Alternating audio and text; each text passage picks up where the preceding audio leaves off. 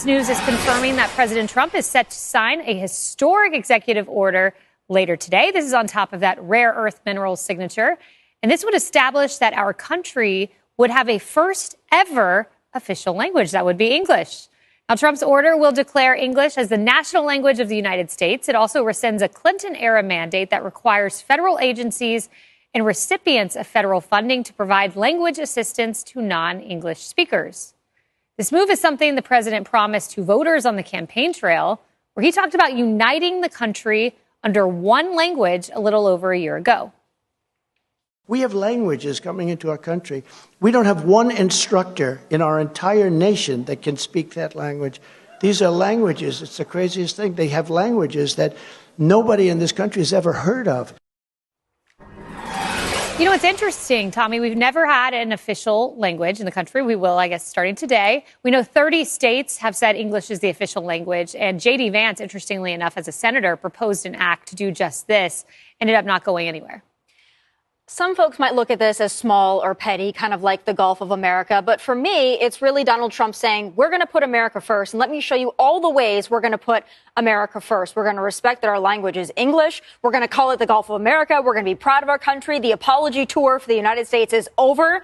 And we're going to be proud to be American. And this is the language that we speak here. I also think that this is part of reinforcing the immigration stance that this president has. Listen, you're not going to come into our country from all over the world and establish yourself. You are a visitor. You will speak English. You will learn our ways. You will assimilate into our culture. To me, this is just further signifying that. And I think it's a great step in saying this is our country and we're not going to let our culture and our values go out the window. This isn't a globalist, idea or narrative anymore.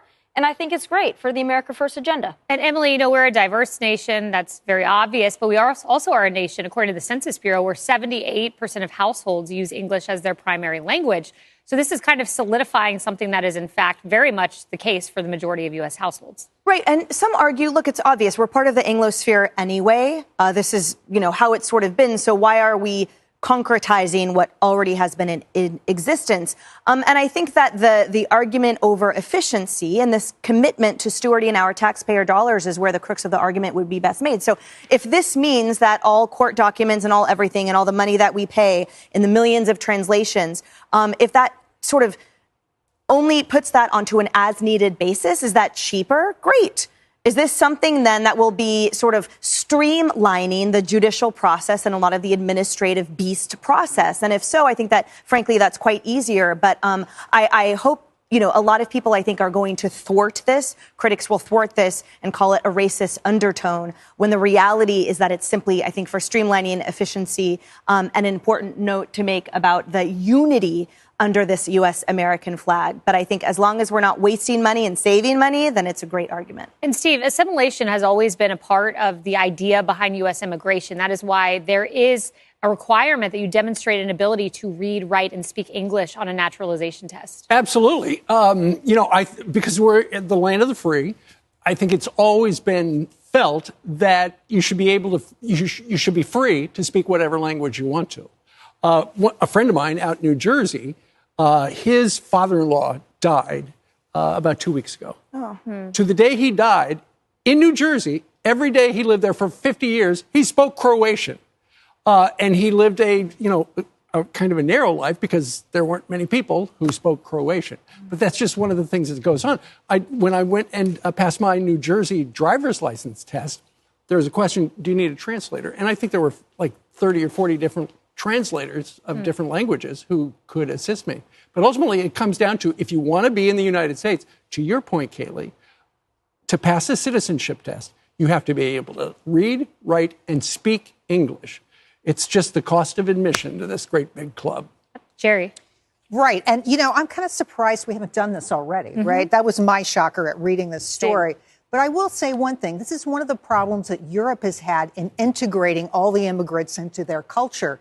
They live separately. They speak different languages. They cannot communicate. And it has created chaos for so many countries there. I think the flip side, I will say this. My grandfather never spoke English. He only spoke Sicilian. That means you Italian. probably speak it a little bit, too.